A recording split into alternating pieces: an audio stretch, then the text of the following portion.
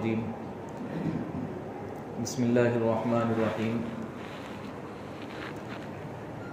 قال النبی صلی اللہ علیہ وسلم فی حدیث مبارکہ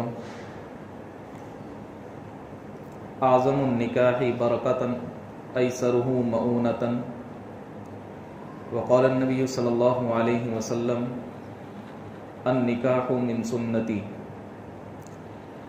صدق اللہ العظیم وصدق رسولہ النبی الکریم ونحن علی ذلک من الشاہدین والشاکرین والحمد للہ رب العالمین۔ عزت مآب قابل قدر بزرگوں اور عزیز ساتھیوں، اللہ تبارک و تعالی نے ہر امت میں دو فرد بنائے ہیں، ایک فرد مرد ہے اور ایک فرد عورت۔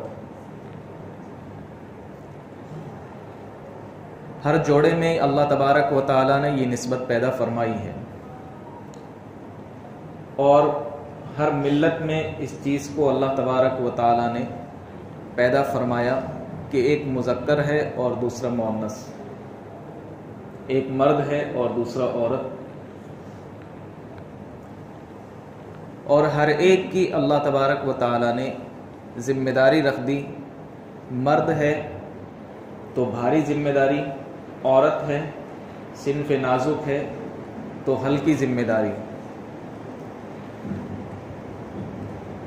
چونکہ یہ ایک ضروری شے ہے، ضروری چیز ہے کہ مرد کے تقاضوں کو عورت پورا کرے اور عورت کے تقاضوں کو مرد پورا کرے، اور چونکہ یہ ذمہ داری تو اللہ تبارک و تعالیٰ کو رکھنی ہی تھی، چونکہ اللہ تبارک و تعالیٰ احکم الحاکمین ہے، چونکہ جب احکم الحاکمین اللہ کی ذات ہے تو اس کے علم میں یہ چیز تھی کہ مرد کے جو ذمہ داری رکھی جائے گی وہ ذمہ داری کو وہ بخوبی پورا کر سکتا ہے، اور عورت پہ جو ذمہ داری رکھی جائے گی اس ذمہ داری کی حقدار وہ ہے اور وہ اس کو بخوبی پورا کر پائیں گی۔ اللہ کے نبی صلی اللہ علیہ وسلم نے اپنی حدیث مبارکہ میں ارشاد فرمایا، خیرکم خیرکم من اہلی، تم میں بہتر وہ شخص ہے جو اپنے گھر والوں کے لیے اچھا ہو۔ اگر باہر تم پوری کائنات کے لیے اچھے ہو اور اپنے گھر میں اپنی بیوی کا حق ادا نہیں کرتے، اپنی ماں کا حق ادا نہیں کرتے، اپنی بہن کا حق ادا نہیں کرتے، اپنے بھائی کا حق ادا نہیں کرتے، اپنے والد کا حق ادا نہیں کرتے، اور پوری کائنات کے لیے تم اچھے ہو لیکن گھر میں اچھے نہیں، تو تم اچھے نہیں۔ یہ اللہ کے رسول صلی اللہ علیہ وسلم نے ایک پیمانہ دیا، ایک ناپنا جس معیار پر ہم ہر ایک کو تول سکیں، کیونکہ جو اپنوں کے لیے اچھا ہو وہ سب کے لیے اچھا ہوگا، جو دوسروں کے لیے اچھا ہو، خود کے لیے گھر والوں کے لیے اچھا نہ ہو تو وہ اچھا نہیں ہوگا۔ اب چونکہ اللہ تبارک و تعالی نے ہر ملت میں، ہر قوم میں، ہر امت میں دو جوڑے بنا دیے، ایک مرد کا ایک عورت کا، اور اللہ تبارک و تعالی نے اپنے حبیب محمد عربی صلی اللہ علیہ وسلم کی زبانی یہ ارشاد فرما دیا کہ جو دو جوڑے ہیں، ایک مرد اور ایک عورت کا جوڑا، ان دونوں کو ساتھ میں رہنا ہے، لیکن اس کے لیے بہترین ذریعہ جو ہے وہ نکاح کا ذریعہ ہے۔ یہ مذہب اسلام نے ہمارے لیے جوڑ کا، دو خاندان میں ایک دوسرے سے جوڑ کا، مرد اور عورت سے ایک دوسرے سے جوڑ کا ایک رشتہ بنایا جسے ہم اور آپ نکاح کہتے ہیں۔ یہ مذہب اسلام کی خصوصیت ہے کہ اسلام نے نکاح کا راستہ ایسا راستہ دکھا دیا کہ ایک اجنبی مرد ہے اور ایک اجنبی عورت ہے، ایک خاندان الگ ہے، دوسرا خاندان الگ ہے، لیکن جب نکاح ہو گیا تو اللہ تبارک و تعالی نے اس مرد کو اس عورت کے لیے حلال قرار دے دیا اور اس عورت کو اس مرد کے لیے حلال قرار دے دیا۔ اور یہ نکاح کا ایسا راستہ جو کسی دوسرے مذہب میں، جو کسی دوسرے مسلک میں، جو کسی دوسرے دھرم کے ماننے والوں کو ایسا راستہ نہیں ملا، لیکن اللہ تبارک و تعالیٰ نے امت مسلمہ کے لیے اتنا احسان فرما دیا کہ جو اجنبی ہوں گے لیکن نکاح کا راستہ ایسا راستہ ہوگا جو دونوں کو جوڑ دے گا، ایک دوسرے کے لیے حلال ہو جائیں گے، ایک خاندان دوسرے خاندان سے مل جائے گا، اور اب جب مل جائے گا تو پھر مرد کے اوپر کچھ حقوق عائد ہو جائیں گے، عورت کے اوپر کچھ حقوق عائد ہو جائیں گے، ایک خاندان کا دوسرے خاندان سے ربط ہو گیا، تعلقات ہو گئے۔ اب دونوں کو آپس میں ایک دوسرے کے حق سمجھانے کے لیے اللہ تبارک و تعالیٰ نے حضور پاک صلی اللہ علیہ وسلم کی زبانی ارشاد فرما دیا کہ تمہیں جو نکاح کرنا ہے اس نکاح کا طریقہ کار کیا ہوگا، اس نکاح کو کس طریقے سے انجام دیا جانا چاہیے، کیا اس میں ہم بہت سارا پیسہ لگائیں گے تو ہمارا نکاح منعقد ہوگا، یا بہت بڑی ہم ایک میٹنگ قائم کریں گے تو ہمارا نکاح منعقد ہوگا، تو کیسا نکاح ہمیں کرنا چاہیے؟ حضور پاک صلی اللہ علیہ وسلم نے ارشاد فرمایا اعظم النکاح برکتاً ایسرہ مؤونتاً، سب سے برکت والا نکاح وہ نکاح ہوگا جو خرچ کے اعتبار سے بہت تھوڑا ہو۔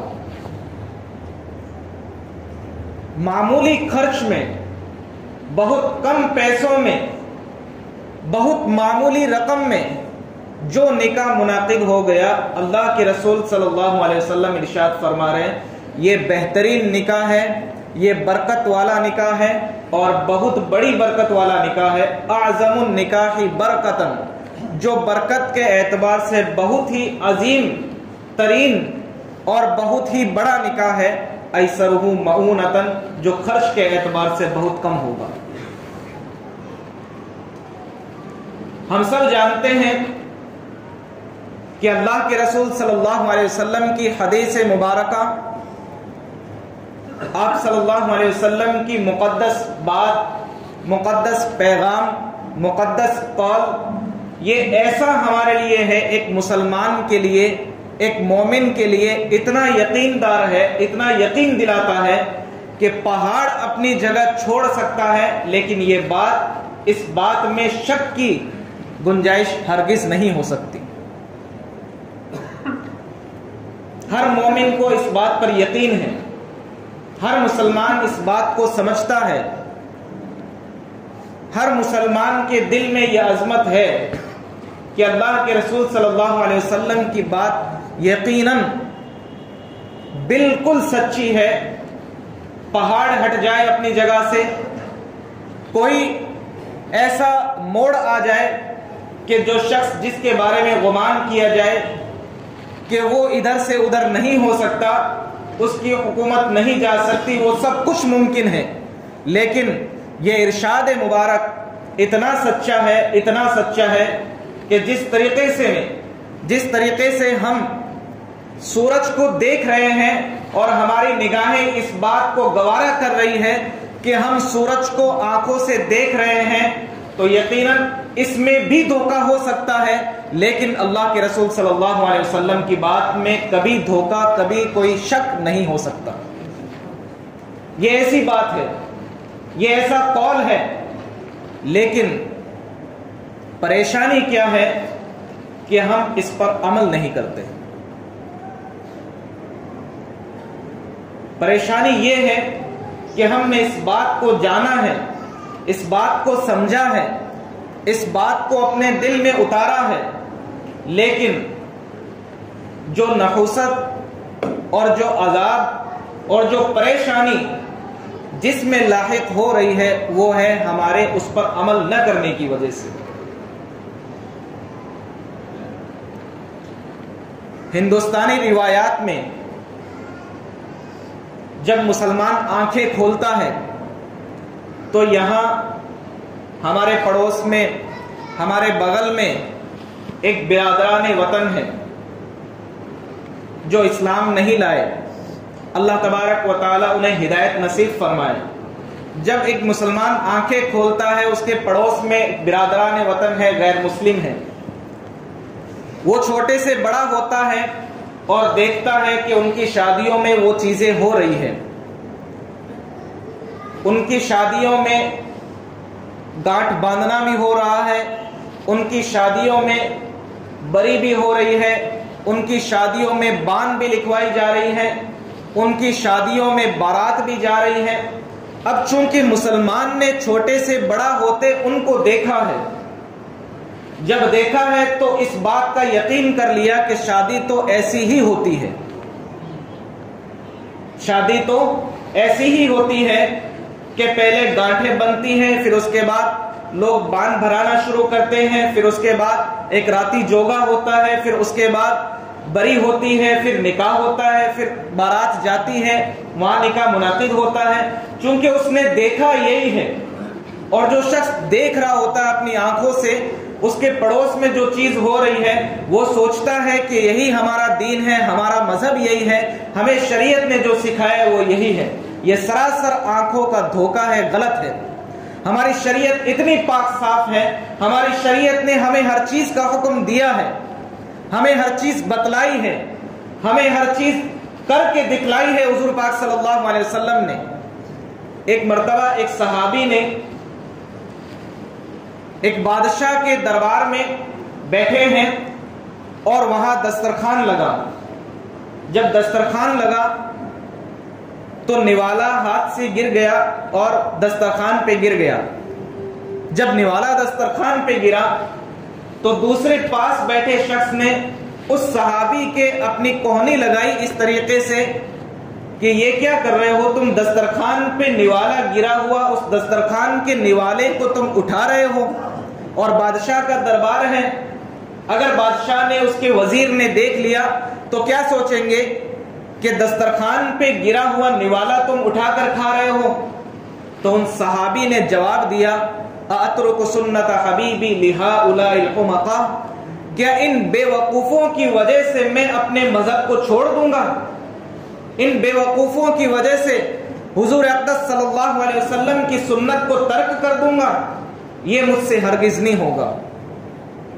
ایک بادشاہ کے دربار میں ایک صحابی سر عام اس سنت کو زندہ کرتا ہے اور یہ سمجھتا ہے کہ اگر یہ لوگ دیکھ بھی لیں گے تو میں ان کے دیکھنے کی وجہ سے میں شرم محسوس نہیں کروں گا اور میں اس سنت کو زندہ کروں گا۔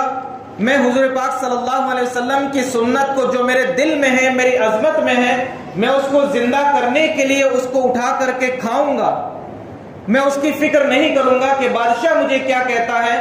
بادشاہ کی شرم میں نہیں کر سکتا اس بات پر کہ اگر سنت ہے اس بات میں، اور سنت یہ ہے کہ دسترخوان پہ نوالا گر جائے تو اس کو اٹھا کر کھایا جا سکتا ہے، تو پھر ہمیں کس بات کی پریشانی ہے؟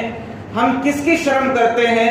ہم کس کا داو پیچ مان لیتے ہیں کہ ہمیں ان تمام رواج کو پیش کرنا پڑتا ہے، ہمیں ان تمام روایات کو باقی رکھنا پڑتا ہے جو ہم نے دیکھا ہے، جو ہماری شریعت نہیں ہے، جو ہمارا مذہب نہیں کہتا۔ ہم نے تو چھوٹے سے بڑے میں ہوتے دیکھا ہے، جس کا ہماری شریعت نے حکم نہیں دیا، جس کا ہماری شریعت نے ہمیں حکم نہیں دیا، ہم نے تو صرف دیکھا ہے اور دیکھ کر کے یہ سمجھ لیا کہ یہی ہمارا مذہب ہے۔ کون ہمارے اوپر پریشر بناتا ہے؟ کون ہمیں طعن و تشنیع کرتا ہے؟ کون اس بات کی فکر کرتا ہے کہ اگر ہم نے ایسا نہیں کیا تو ہمیں شرم کا سہارا لینا پڑے گا، ہمیں شرم محسوس ہوگی؟ ایسا ہرگز نہیں ہو سکتا۔ اگر یقیناً یہ اعلان کر دے مسلمان اپنے عمل سے، اپنی زبان سے نہیں، اپنے کردار سے، اپنے عمل سے یہ اعلان کر دے کہ یقیناً یہ ہماری شریعت ہے. کوئی کسی کا کچھ نہیں بگاڑ سکتا, کوئی کسی پر پریشر اور دباؤ نہیں ڈال سکتا.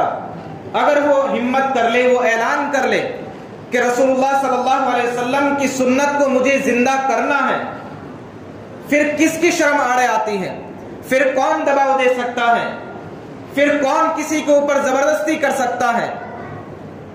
جب لوگوں کا ڈر ہے, جب لوگ یہ کر سکتے ہیں کہ ہمیں کچھ کہیں گے اگر ہم نے ایسا نہیں کیا, تو یقیناً اللہ تبارک و تعالی اس کا زیادہ مستحق ہے کہ ہم اس کا خوف کریں, لوگوں کا خوف نہ کریں.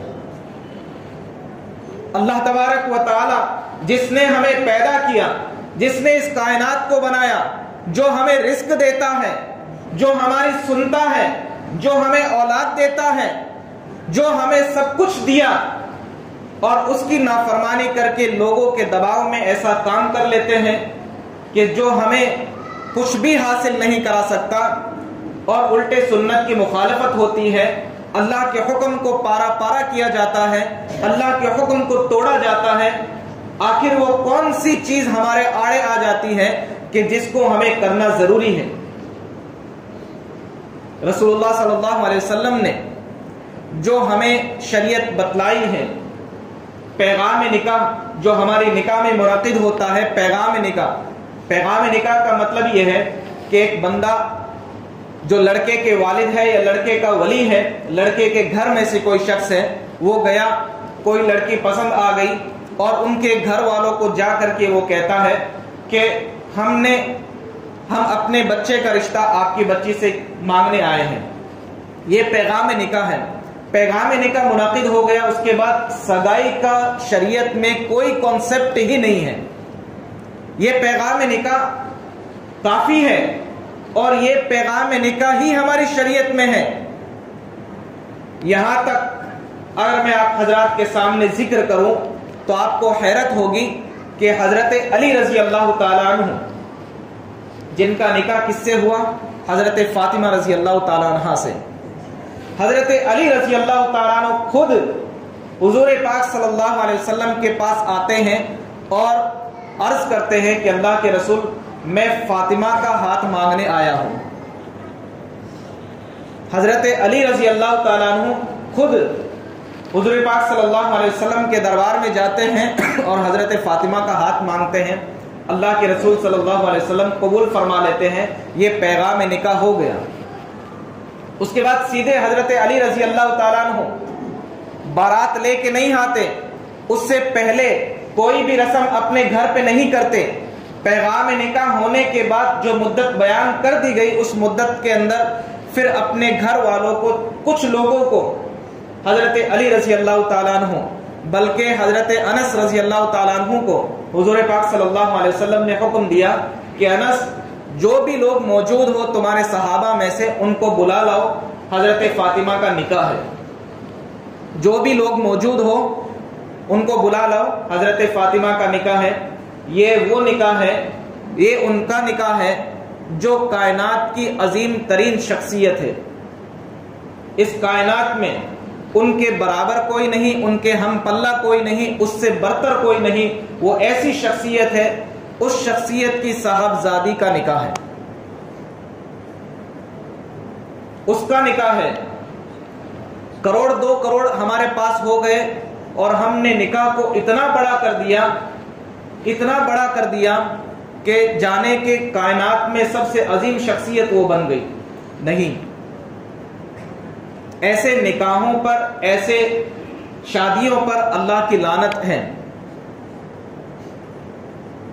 حضرت علی رضی اللہ تعالیٰ عنہ خود بھی موجود نہیں ہے اپنے نکاح کے وقت, خود بھی حضرت علی رضی اللہ تعالیٰ عنہ موجود نہیں ہے اپنے نکاح کے وقت. نکاح ہوا, حضرت علی کو پیغام پہنچایا کہ علی تمہارا نکاح فاطمہ سے کر دیا گیا ہے, تم نے قبول کر لیا؟ حضرت علی نے فرمایا کہ ہاں میں نے قبول کر لیا. حضرت فاطمہ کو حضور پاک صلی اللہ علیہ وسلم نے ایک عورت کے ساتھ, ایک مرد کے ساتھ رخصت کر دیا کہ حضرت علی رضی اللہ تعالیٰ عنہ کے گھر چھوڑے آئے. یہ نکاح منعقد ہو گیا, یہ نکاح منعقد ہو گیا. آج جو ہمارے نکاح منعقد ہوتے ہیں کیا ہم اپنے کردار سے، اپنے اخلاق سے، اپنے عمل سے یہ ثابت کرتے ہیں کہ ہم مسلمان ہیں، یا ہم ثابت کرتے ہیں کہ ہم رسول اللہ کے غلام ہیں؟ کیا اپنی زبان سے صرف کہہ دینا کہ ہم اللہ کے رسول کے غلام ہیں، غلامان رسول ہیں، تو غلامان رسول کے لیے یہ ہمارے اوپر عائد ہوتا ہے کہ جو رسول اللہ کی سنتیں ہیں ان سنتوں کو ہم زندہ کریں. اور یہ بات آپ اپنے ذہن میں بٹھا لیجئے، اپنے دل و دماغ میں رکھ لیجئے یہ بات کہ اگر ہم سنت کو اپنے طریقے سے اختیار نہیں کریں گے، اگر سنت کو ہم اپنے طریقے سے، اپنے عمل سے اختیار نہیں کریں گے، تو کل حالات ہمیں مجبور کر دیں گے کہ ہم اس طریقے سے نکاح کریں. تو بہتر یہی ہے کہ ہم اپنے کردار سے دکھا دیں، اپنے عمل سے دکھا دیں کہ ہم مسلمان ہیں، بجائے اس کے کہ وہ وقت ہمارے اوپر آ جائے، ایسے حالات ہمارے اوپر آ جائے کہ ہم اس کام کو کرنے پر پھر مجبور ہو جائے، تو پھر ہمارے لیے ثواب نہیں ہوگا، ہماری وہ مجبوری بنے گی، ہمارے اوپر لعنتیں ہوگی، وہ ہماری مجبوری بن جائے گی، کوئی ثواب کا کوئی حصہ نہیں ہوگا. اس لیے ہمارے لیے بہتر یہی ہے کہ ہم اپنے کردار سے، اپنے عمل سے، اپنے اختیار سے اس چیز کو اپنا لیں کہ ہم اپنے کردار سے بتا دیں کہ ہماری مسلمانوں کی روایت، رسول اللہ کی سنت، اللہ کا حکم یہی ہے کہ ہم اس طریقے سے نکاح کریں. پیغام نکاح ہوا، پیغام نکاح کے بعد نکاح منعقد ہو گیا. لڑکی والوں پر کوئی بوجھ نہیں ہے، کوئی بھی بوجھ نہیں ہے. جو ہم مائرہ دیتے ہیں یا جہیز دیتے ہیں، حضرت فاطمہ رضی اللہ تعالیٰ عنہا کو حضور پاک صلی اللہ علیہ وسلم نے چند ضروریات سامان دیا تھا، چند ضروریات سامان جو بیٹی کو بر وقت کام آ جائے، فوراً اس کے کام آ جائے. یہ چند سامان دے کر کے اس کو رخصت کر دیا جائے، جس کا نام جہیز نہیں ہے، اور مائرہ لے کر کے اس کے حق وراثت سے ہم بیٹی کو محروم کر دیتے ہیں. وراثت شریعت میں ایسا کانسیپٹ ہے جس کو مسلمان بھلا چکا ہے. وراثت بیٹی کا حق ہے، میراث بیٹی کا حق ہے، اور وہ حق اس کو ملنا چاہیے. اگر نہیں ملا اور اس کے بھائی اس کو اگر وہ میراث کا حق نہیں دیتے ہیں تو یقیناً جتنی ان کی جائیداد ہوگی، ان جائیداد میں سے اگر اس میراث کو نہیں نکالا گیا، وہ پوری عمر گنہگار ہوگا اور اللہ کی لعنت اس کے اوپر پڑتی رہے گی، اس کے رزق میں کبھی برکت نہیں ہو سکتی. ہم نے مائرہ دے کر کے 20-25 ہزار روپے، زیادہ سے زیادہ کوئی زیادہ پیسوں والا ہے تو وہ زیادہ سے زیادہ 2 لاکھ روپے، 3 لاکھ روپے، 5 لاکھ روپے، اس سے زیادہ نہیں دیتا. 5 لاکھ روپے مائرہ دے کر کے فری ہو گیا اور کبھی اس کو میراث کے بارے میں نہیں پوچھا جاتا. باپ کی ملکیت میں جتنا بیٹوں کا حق ہے اس سے آدھا بیٹی کا حق ہوتا ہے، اور یہ بیٹی کا ایسا حق ہے جو معاف کرنے سے معاف نہیں ہوتا. اور بیٹی شرم کے مارے نہیں مانگتی، وہ اپنی زندگی گزار دیتی ہیں. اور ہم نے اس طریقے سے عورتوں کے اوپر ظلم کیا ہے ان کو میراث نہ دے کر. تو ان روایات کو جو ہم نے صرف دیکھے ہیں غیروں کے یہاں ہوتے ہوئے، ان روایات کو ختم کریں اور ان روایات کو لاگو کریں جو ہماری شریعت ہے، جو ہمارے مذہب اسلام نے ہمیں سکھائی ہے. ان روایات کو لاگو کرنے کی ضرورت ہے. صرف ہم اپنی زبان سے یہ کہہ دیں یہ کافی نہیں ہے، ہمیں چاہیے کہ ہم ان چیزوں کو لاگو کریں. ہم نکاح پہ پریشان نہ ہو، نکاح پہ پریشان ہو جاتے ہیں ان کے گھر والے، ان کے رشتہ دار کہ کیا ہوگا، کس طریقے سے انتظام ہوگا. پریشان ہونے کی ضرورت ہی نہیں ہے. نکاح اتنا آسان ہے، اتنا آسان ہے شریعت میں. جیسے میں نے ابھی ذکر کیا حضرت علی رضی اللہ تعالیٰ عنہ کا جو حضرت فاطمہ سے نکاح ہوا، کس طریقے سے آسانی. خود حضور نے جو نکاح فرمائے ہیں کس طریقے سے آسان نکاح فرمائے. تو ہمیں چاہیے کہ ان نکاح کو جو سنت ہے، اور ہم نے اس کو فنکشن بنا دیا ہے، سنت کو سنت چھوڑ کر کے فنکشن بنا دیا ہے. اتنے جھمیلے کرتے ہیں نکاح کے لیے، کیا ضرورت ہے؟ شریعت نے ہمیں بہت آسان نکاح دیا ہے، بہت آسانی والا. اور اس قدر آسانی ہے کہ غریب بھی اور امیر بھی کوئی فرق نہیں رکھا، کوئی فرق نہیں رکھا کہ اگر ولیمہ کرنا ہے، ولیمہ سنت ہے اپنے حسب استطاعت، جس میں غریبوں کا بھی حق ہے، ولیمے کے اندر اگر صرف امیر لوگوں کو بلا لیا جائے، غریبوں کو چھوڑ دیا جائے، یقیناً ایسے ولیمے پر بھی لعنت ہے جس میں غریبوں کو چھوڑ دیا جائے، صرف امیروں کو بلا لیا جائے۔ آج کل ہمارے یہاں تو رواج ایسا پڑ گیا کہ علماء کو وہاں جانے میں شرم محسوس ہوتی ہے کہ جو ولیمے ہیں، ولیموں کو عام طور پر سب لوگ یہ کرنے لگے، بفر خانے ہونے لگے۔ کیا ہماری برادری سے خدمت کرنے کا جذبہ بھی جا چکا؟ خدمت کرنے کا جذبہ بھی ختم ہو گیا کہ ہم اپنے گھر بلائے مہمانوں کی خدمت بھی نہیں کر سکتے۔ ایک چارہ ڈال دیا گیا کہ جانوروں کی طرح تم آؤ اور چارہ چر کے چلے جاؤ۔ ہمارے دلوں میں خدمت کا جذبہ بھی نہیں رہا کہ ہم اپنے مہمانوں کو صحیح طریقے سے بیٹھا کر ان کو ولیمے کا کھانا کھلا سکیں۔ اور جن کے لیے ہم نے ایسا بفر ولیمہ جو منعقد کرتے ہیں، عام طور پر ہوتا یہ ہے ولیمہ سنت ہے۔ اس بات کو اچھی طرح اپنے ذہن میں بٹھائیں، ولیمہ سنت ہے، یہ سنت ہے۔ ہم ولیمہ کر کے سنت کو ظاہر کرنا چاہتے ہیں، یعنی ہم یہ بتانا چاہتے ہیں کہ حضور پاک صلی اللہ علیہ وسلم نے ہمیں یہ حکم دیا ہے کہ ہم ولیمہ کریں، شادی کے بعد لڑکے والوں کو حکم دیا ہے۔ تو جب ہم اس سنت کو ظاہر کر رہے ہیں کہ ولیمہ سنت ہے، اور پھر غیر آ کر کے اس بات کو دیکھتے ہیں کہ بفر کھانا ہے، تو کیا غیر اپنے دماغ میں یہی نہیں بیٹھائے گا کہ حضور نے ایسا ہی فرمایا ہے کہ بفر کھانا ہوتا ہے؟ تو کیا اپنے دماغ میں وہ چیز نہیں لے کے جائے گا؟ اور جب ابھی کی جو نئی جنریشن ہے، جو نئی نسل ہے، وہ اپنے دماغوں میں یہ بات نہیں بیٹھائے گی کہ ہمارے پروج ایسا ہی کیا کرتے تھے، ہمارے بڑے ایسا ہی کیا کرتے تھے، تو جب ہم نے ایک طریقہ ان کو دے دیا کہ بفر کھانے کا ہے ولیمہ، تو وہ اپنے دماغ میں ابھی سے یہی بٹھائیں گے اور آئندہ نسل کرنے والے یہی کام کریں گے کہ ہم اپنے عمل سے یہ کردار ظاہر نہیں کر رہے ہیں کہ رسول اللہ کی سنت کے ساتھ ہم کھلواڑ کر رہے ہیں۔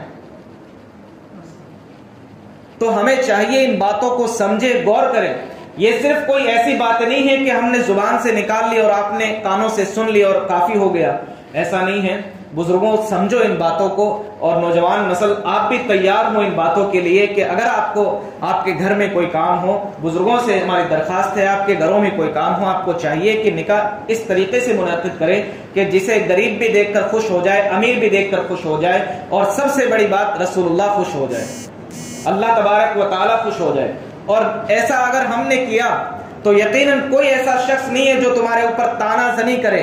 اگر تانا زنی کرے گا تو یقیناً وہ اللہ کے حکم پر تانا زنی کر رہا ہے، رسول اللہ کی سنت پر تانا زنی کر رہا ہے، اور ایسا شخص جو تانا زنی کرنے والا ہوگا وہ خود لعنت کا مستحق ہوگا۔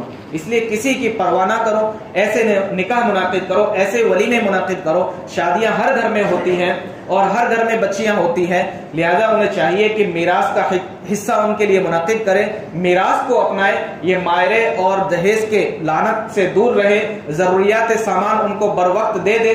جس طریقے سے ضروریات سامان دیا جاتا ہے اس کی نمائش نہیں ہوتی، ان کو دکھلایا نہیں جاتا۔ کیوں؟ اپنی بیٹی کو دیتے ہو اور دنیا کو دکھاتے ہو۔ دیتے اپنی بیٹی کو ہو تو بیٹی کے اوپر زبر یہ ظلم ہے کہ دے تو بیٹی کو رہے اور دنیا کو دکھا رہے ہیں۔ کتنا بڑا ظلم ہے بیٹی کے اوپر۔ ہم اپنی عورتوں پر ظلم کرتے ہیں، بیٹیوں پر ظلم کرتے ہیں، ان کو حق میراث نہیں دیتے ہیں، اور جو سامان انہیں دے رہے ہیں پوری دنیا کو دکھاتے ہیں۔ تو اس لیے ان باتوں سے پرہیز کریں۔ اللہ تبارک و تعالی ہمیں عمل کرنے کی توفیق نصیب فرمائے۔ وآخر الدعوانا ان الحمد للہ رب العالمین۔